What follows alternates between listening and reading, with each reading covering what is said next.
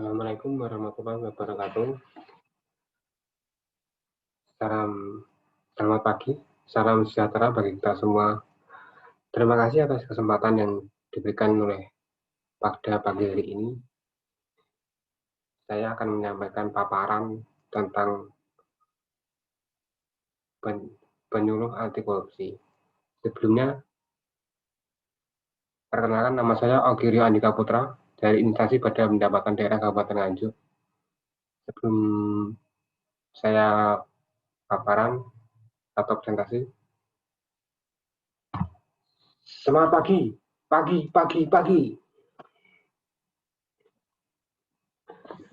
Sebelum memulai, saya akan sedikit memberi pantun, yaitu pantun tentang anti korupsi. Terang bulan terang dikali, buaya timbul dikira kiai. Katanya ada reformasi, nyatanya tetap korupsi di sana sini.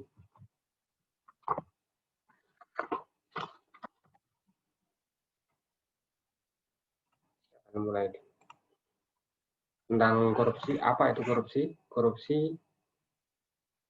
yaitu ada 4 pengertian. Di sini ada pengertian.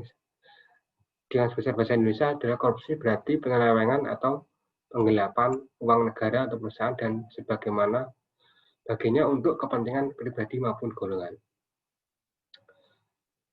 Pengertian menurut Undang-Undang Nomor 31 Tahun 1999 Junto Undang-Undang Nomor 20 Tahun 2001, korupsi adalah perbuatan melawan hukum dengan maksud memperkaya diri sendiri, orang lain, baik perorangan maupun korporasi yang dapat merugikan keuangan negara. Menurut bahasa Sanskerta atau menurut perbuatan merusak, busuk, bejat, tidak jujur yang bersangkutan dengan keuangan. Atau menurut Baclaw Dictionary, perbuatan yang dimaksud untuk memberikan suatu keuntungan yang tidak sesuai dengan kewajiban resmi dan hak-hak dari pihak lain secara salah menggunakan jabatan atau karakternya untuk mendapat suatu keuntungan bagi diri sendiri atau orang lain.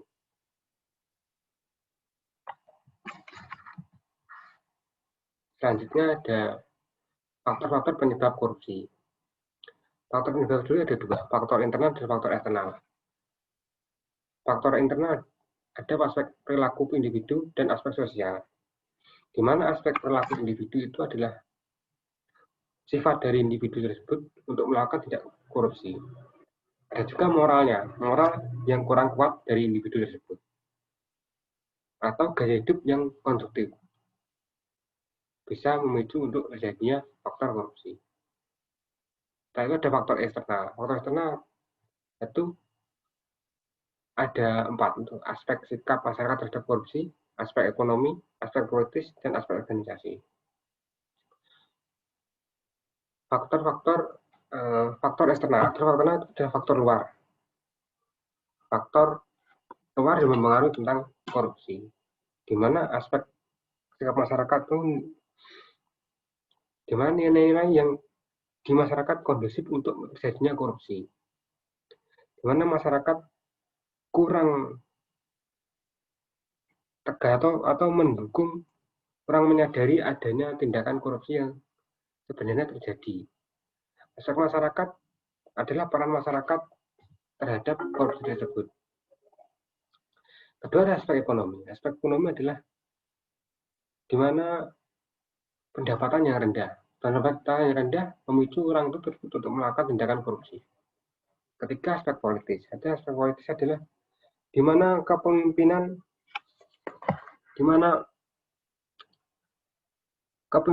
politik untuk memperoleh jabatan atau mempertahankan suatu jabatan. Aspek organisasi atau kurang kuatnya sikap keteladanan pimpinan dalam memerangi korupsi. Contoh seperti itu.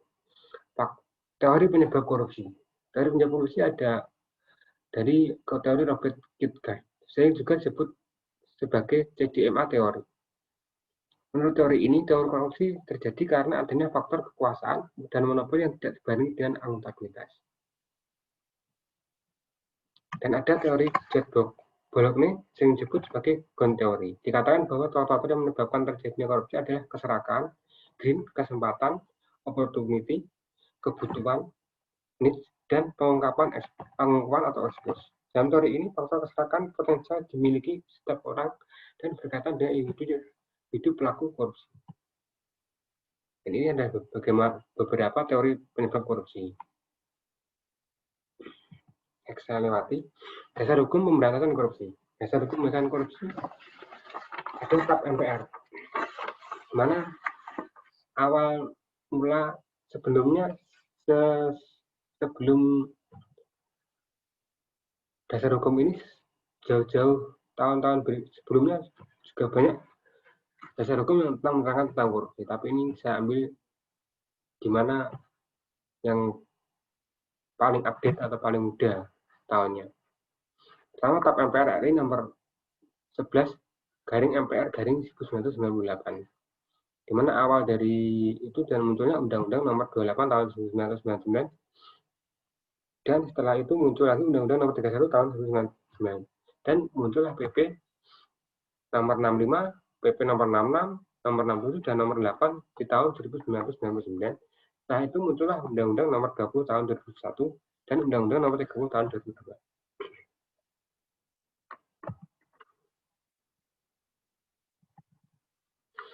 Delik tindak pidana korupsi dan pengelompokannya.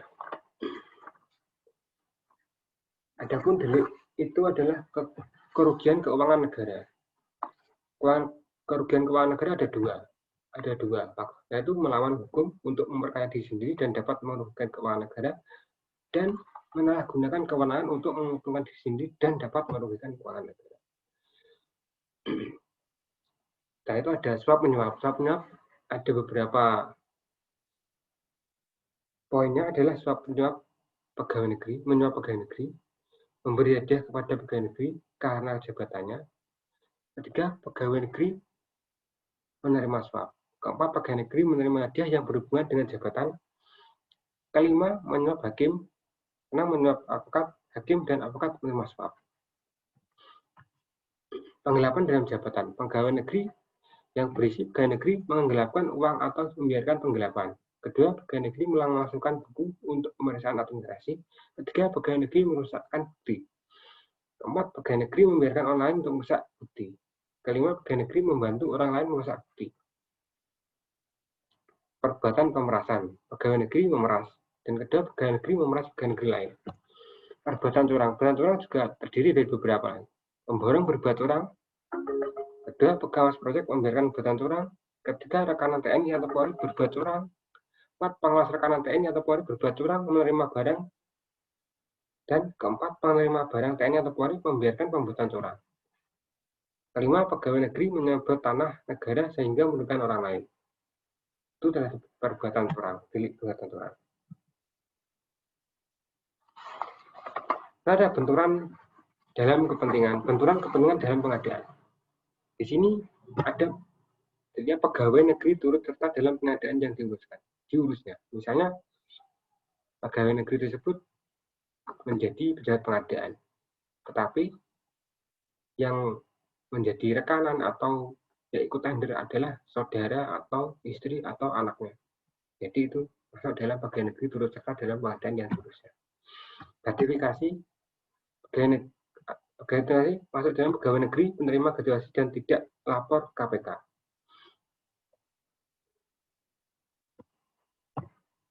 Dan selanjutnya tindak pidana lain yang berkaitan dengan tindak pidana korupsi, yaitu merintangi proses pemeriksaan perkara korupsi, tidak memberi keterangan atau memberi keterangan yang tidak benar. Tiga, bank yang tidak memberikan keterangan rekening tersangka. Keempat, saksi atau ahli yang tidak memberikan keterangan atau memberikan keterangan palsu.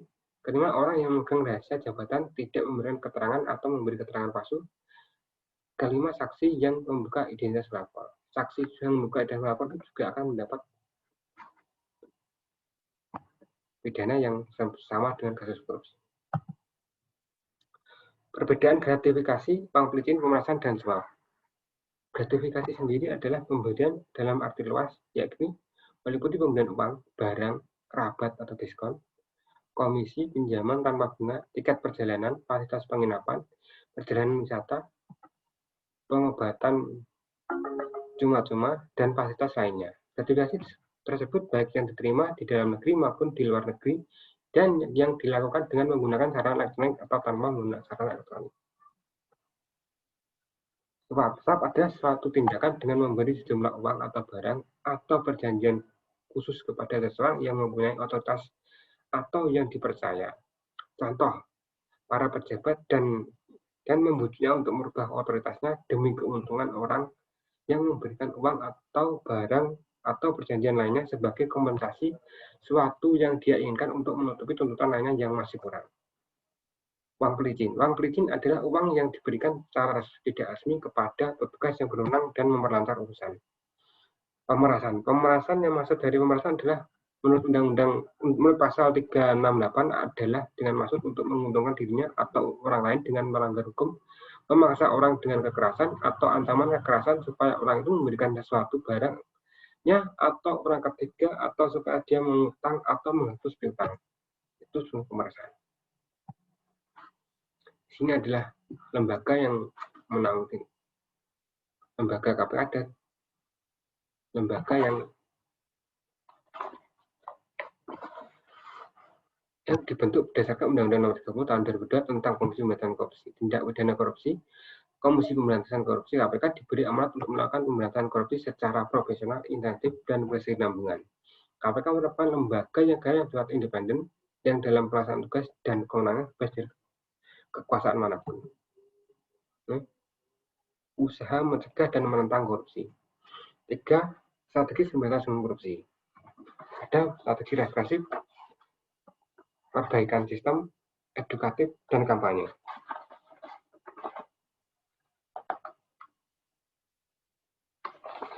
Di mana represif adalah strategi untuk penanggulangan suatu korupsi, di mana ada 4, ada 5 agar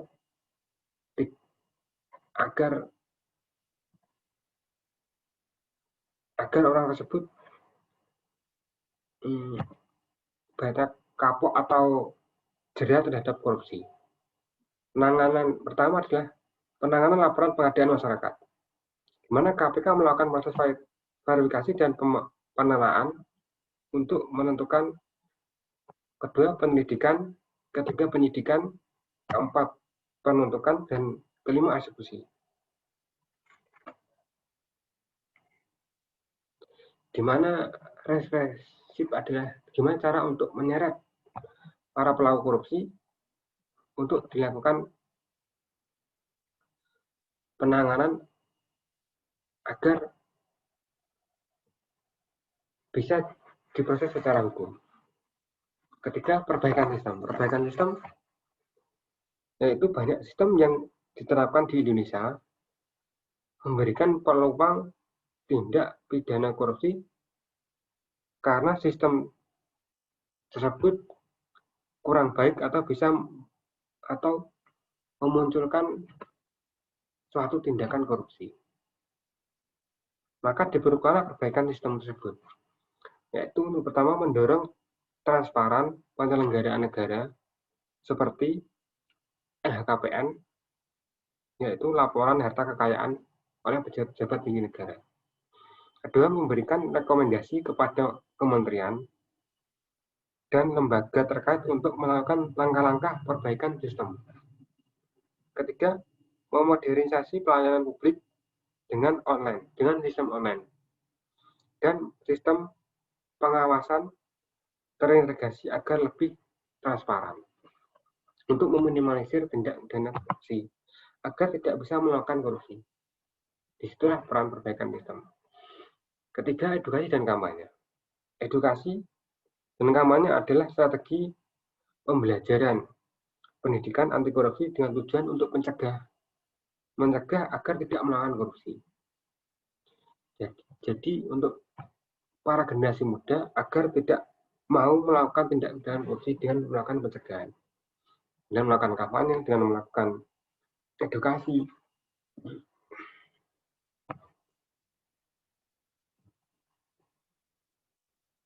Di sini adanya strategi itu akan membuat indeks prestasi antara lain menjadikan indeks prestasi korupsi Indonesia membaik, di mana dari posisi 85 menjadi posisi 40 dari 180 negara. Itu adalah pencapaian yang luar biasa. Dampak dari korupsi adalah sangat luar biasa. Dampak korupsi menyangkut kemakmuran dan kesejahteraan. Data PDB per kapita Indonesia rendah, di mana rata Indonesia pendapatan rendah sangat rendah karena dampak dari korupsi tersebut. Kedua, tingkat pengangguran yang tinggi, di mana tingkat pengangguran yang tinggi karena dampak korupsi tersebut, masyarakat yang harusnya bisa mendapatkan pekerjaan harus berjuang susah untuk mendapatkan pekerjaan yang layak, karena bukan faktor prestasi mereka mendapatkan pekerjaan, karena faktor mungkin karena rekan, karena saudara, akhirnya terjadilah banyak pengangguran. Tingkat pendidikan yang rendah, dimana seharusnya pendapatan atau uang yang seharusnya untuk biaya pendidikan atau buat membuat sekolah menjadi lahan untuk korupsi, dan akhirnya hilanglah kesempatan mereka untuk bersekolah dan akhirnya terjadi bersekolah. Atau bisa dikatakan uang untuk yang dikorupsi seharusnya bisa untuk membiayai anak bersekolah dan beberapa anak bersekolah. Keempat, akan mortalitas ibu hamil, di mana seharusnya kaitannya ibu hamil dengan fasilitas kesehatan. Mungkin karena tidak adanya korupsi, fasilitas kesehatan akan lebih baik dan lebih modern. Bahkan yang di pelosok yang belum ada rumah sakit atau jauh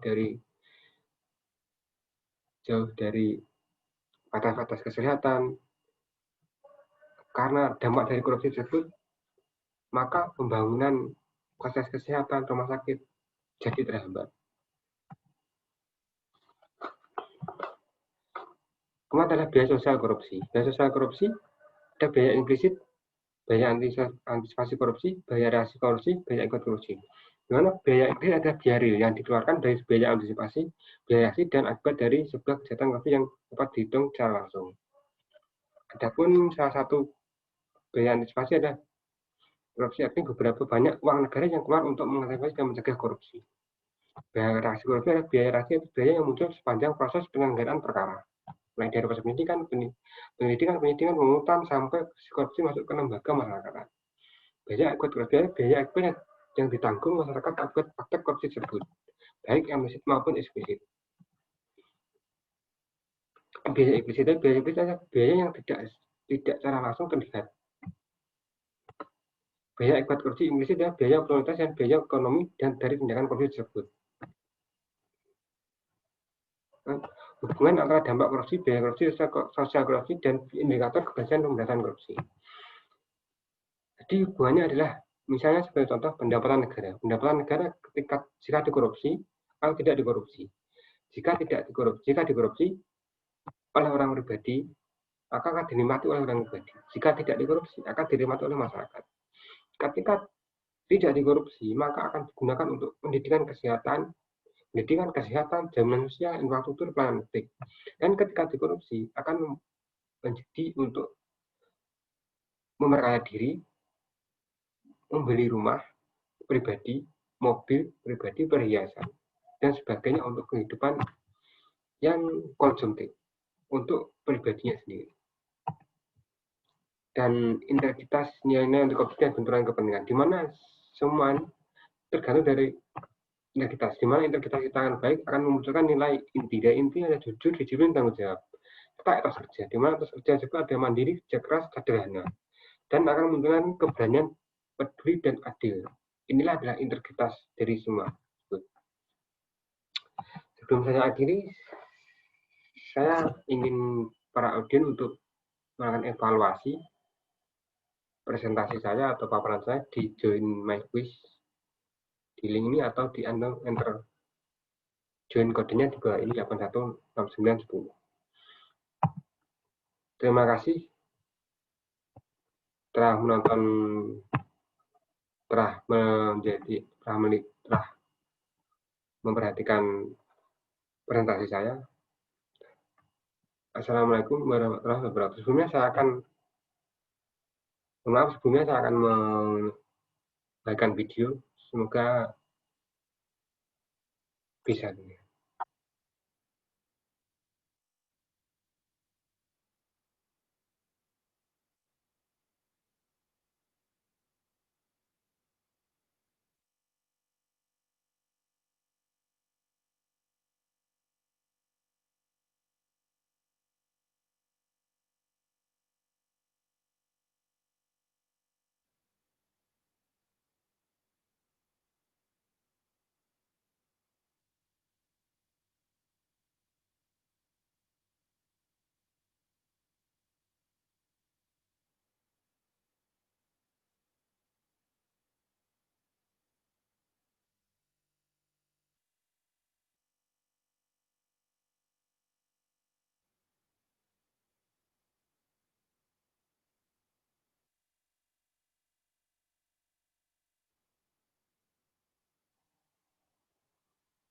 Terima kasih, semoga video tadi juga bermanfaat dan bisa menjadi pesan-pesan kita dan mengingatkan kita.